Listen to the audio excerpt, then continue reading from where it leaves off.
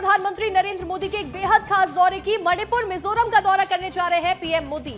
2023 में हुई हिंसा के बाद पीएम की ये पहली मिजोरम यात्रा होगी। जातीय हिंसा के बाद अब प्रधानमंत्री नरेंद्र मोदी जा रहे हैं। बेराबी सरांग नई रेलवे लाइन का उद्घाटन करेंगे। भारतीय रेलवे नेटवर्क से ये आइजोल को जोड़ने वाला है, तो वहीं मिजोरम राज्य के लिए एक ऐतिहासिक उपलब्धि है। परियोजनाओं का उद्घाटन और शिलान्यास करने के लिए प्रधानमंत्री नरेंद्र मोदी पहुंच रहे हैं। एक बहुत ही खास और एक बहुत ही महत्वपूर्ण ये दौरा रहेगा, क्योंकि 2023 में हुई हिंसा के बाद पीएम की ये पहली यात्रा होने वाली है और जातीय हिंसा के बाद अब प्रधानमंत्री नरेंद्र मोदी जाने वाले हैं मणिपुर और मिजोरम। बेराबी सरांग नई रेलवे लाइन का उद्घाटन करने के लिए पहुंच रहे हैं। और देखिए, मणिपुर में मैतेई और कुकी समुदायों के बीच मई 2023 से जारी हिंसा के बाद पीएम मोदी का ये पहला दौरा होगा। तो वहीं पीएम बनने के बाद उनका यह राज्य का 8वां दौरा है।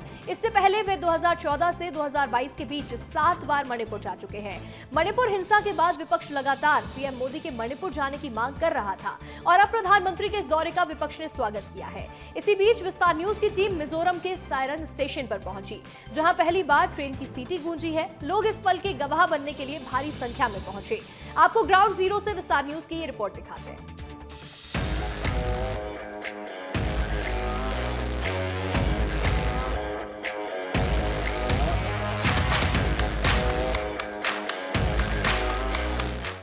भारतीय रेलवे के इतिहास में एक स्वर्णिम अध्याय जुड़ गया है। 10 जून 2025 को हर्तकी से सायरंग तक अंतिम रेलखंड के चालू होने के साथ ही बायरेबी सायरंग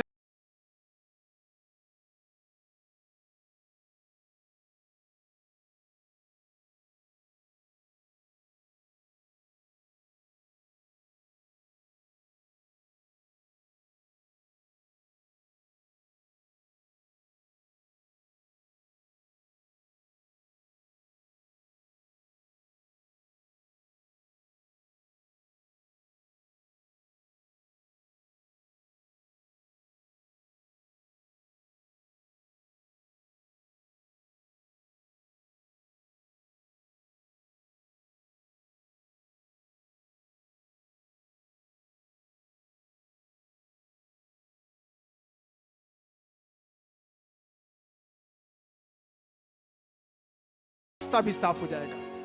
लगभग 7 दशक से भी ज्यादा लंबे इंतजार के बाद मिजोरम की राजधानी आइजोल में रेल की सुविधा पहुंच रही है। एक लंबे इंतजार के बाद पूर्वोत्तर का ये खूबसूरत राज्य मिजोरम अब रेल की सुविधा से दिल्ली तक कनेक्टेड होगा।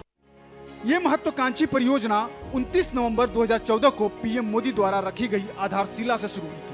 सिलचर से बेरबी तक रेल सेवा पहले से मौजूद थी, लेकिन मिजोरम की राजधानी आइजोल तक पहुंचने के लिए बेरबी से सायरंग तक नई लाइन बिछाई गई। इस परियोजना की कुल लागत लगभग 8,071 करोड़ रुपए बताई जा रही है। ये रेल मार्ग कोलासिब और आइजोल जिलों से होकर गुजरता है और 100 किलोमीटर प्रति घंटा की क्षमता के अनुरूप तैयार किया गया है। ये जो परियोजना को आप देखोगे तो ये जो आप देख रहे हैं आजू बाजू में कि सारी पहाड़ियाँ है, ये डिफ़िकल्ट एरिया है, तो यहाँ पे हमेशा ट्रांसपोर्ट का इशू रहा है। इसी को सॉल्व करते ये परियोजना सॉल्व करेगी। जैसे अगर आप यहाँ से देखेंगे तो अगर यहाँ से आसाम की तरफ जाना है गुवाहाटी, तो बाय रोड 12 घंटे से ज़्यादा लगता है और इस ट्रेन परियोजना के साथ ये चालू होने के बाद ट्रेन से जाएंगे तो इससे ऑलमोस्ट 5 से 6 घंटे में पहुँच जाएंगे। और यहाँ के जो लोग हैं इनको बाकी जो भारत का पार्ट है उसके साथ कनेक्टिविटी मिलने से इनके लिए नई एम्प्लॉयमेंट है या एजुकेशन है या हेल्थ फैसिलिटीज़ ओपन हो पाएगी। ये परियोजना कठिन भौगोलिक परिस्थितियों और प्रतिकूल मौसम के बावजूद पूरी की गई। अप्रैल से अक्टूबर तक चलने वाले भारी मानसून, बार बार होने वाले भूस्खलन और निर्माण सामग्री की दूर दराज से आपूर्ति जैसी चुनौतियों का सफलतापूर्वक सामना किया गया। कठिन पहाड़ी इलाकों और कमजोर चट्टानों के बीच 65 मीटर तक गहरी कटाई करके सुरक्षित ट्रैक बिछाया गया। उससे भी खास बात यह है कि इस परियोजना का ब्रिज नंबर 144 कुतुब मीनार से भी ऊंचा है।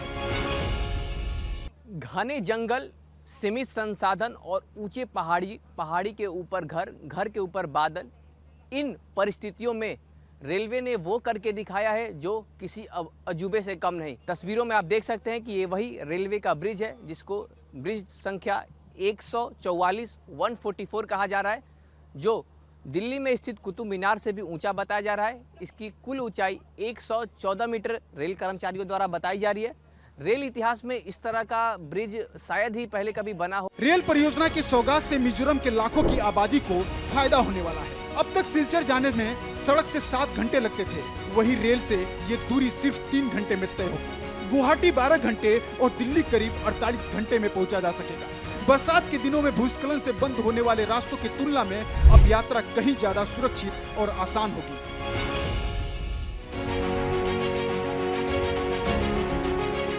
जब ये शुरू होगा, मिजोरम ऑल इंडिया से ये टूरिस्ट डेस्टिनेशन बन जाएगी। टूरिस्ट से बहुत एम्प्लॉयमेंट भी मिलेगा और अच्छा तरफ से एम्प्लॉयमेंट मिलेगा। दूसरा चीज़ है कि ये एक्ट जो था ना, एक्ट पॉलिसी मोदी जी ने बोला था, प्राइम मिनिस्टर ने, तो ये में बहुत फ़ायदा होगा। एक्ट मतलब ये रेलवे जब शुरू होगा, एक्ट भी पॉजिटिव से उसको एकदम आगे बढ़ जाएगा। मिजोरम के लिए एकदम 100% प्रॉफिट, मिजोरम के लिए बहुत अच्छा चीज़।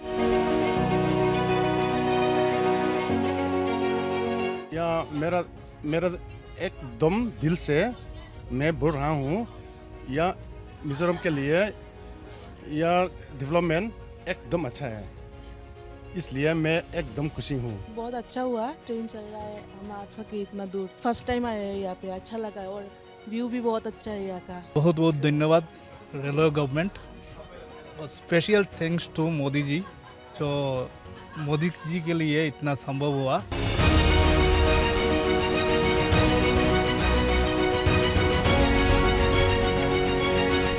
आसाम से आइजोल आने तक का नेशनल हाईवे है। आप तस्वीरों में साफ देख सकते हैं कि कितना बड़ा ट्रैफिक, कितना घना ट्रैफिक लगा है। ट्रकों की एक बड़ी संख्या में आपको लंबी कतार दिखाई देगी जो लंबे समय से यहाँ पे रुकी हुई है। 6 से 7 घंटे का जो सफ़र था वो 3 से 4 घंटे में पूरा कर लिया जाएगा।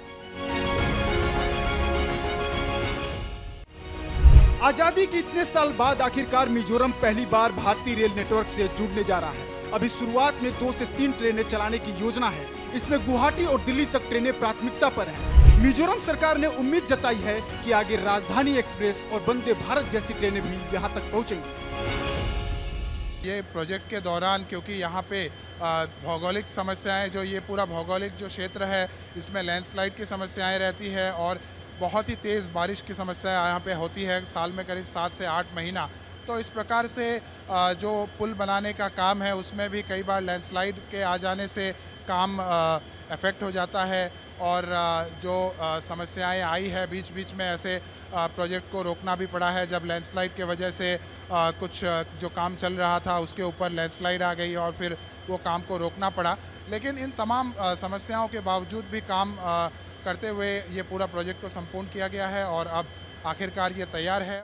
मुझे तो लगता है आंतरिक सुरक्षा के एंगल से ये बहुत बड़ा एक योगदान होने वाला है भारतीय रेल के ज़रिए। हम आप देखिए कि डायरेक्टली सुरक्षाकर्मी लोग बहुत इजीली आ जा सकेंगे। तो ये 12 महीने जब रेल चलेगी तो सुरक्षा के एंगल से मुझे लगता है कि एक बहुत बड़ा एक मील का पत्थर साबित होगा रेल का यहाँ पे आना, क्योंकि यहाँ पे सुरक्षाकर्मियों का आवागमन बहुत आसानी से हो सकेगा। बहुत सूक्ष्म तरीके से वो अपनी ड्यूटी अलग अलग हिस्सों में जा सकेंगे। भारत का नॉर्थ ईस्ट, जो लंबे समय से देश के बाकी हिस्सों से थोड़ा दूर सा महसूस करता था, अब पटरी पर तेजी से जुड़ रहा है। असम, अरुणाचल प्रदेश के बाद अब पर्यटकों के लिए मिजोरम एक नया विकल्प होगा।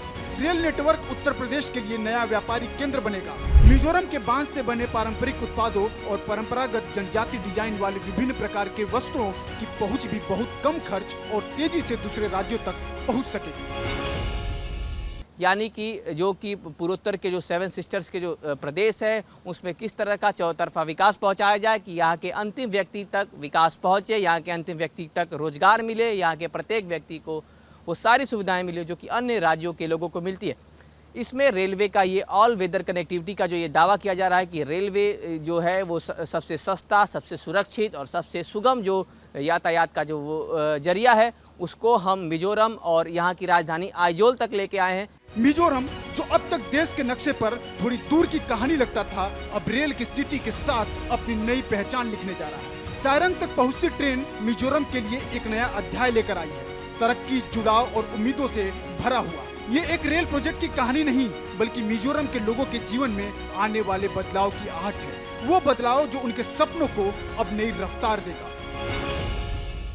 पूरे सफ़र को दिखाया हमने आपको, कैसे किस तरह से दुर्गम पहाड़ियों को काट के घने जंगलों में ब्रिजों के माध्यम से नदियों को, छोटी छोटी नदियों को पार करके कैसे इस पूरे रेलवे रूट का निर्माण किया गया। रेलवे चाहता है कि हम इस DPR के माध्यम से इस पूरी परियोजना को आगे और ले जाएं और इस पूरे रेलवे के जाल को म्यांमार बॉर्डर तक हम लेके जाएं। आने वाले सालों में आप देखेंगे कि भारतीय रेलवे का विस्तार म्यांमार बॉर्डर तक होगा और विदेशी व्यापार रेलवे से भी संभव होगा। पहाड़ों के बीच से गुजरती उम्मीदें, इस रेल लाइन का रास्ता बहुत खूबसूरत है। चारों तरफ हरियाली, ऊंचे नीचे पहाड़ और सुरंगों से गुजरती ट्रेनें, ये सब कुछ देखने में बहुत ही रोमांचक होगा।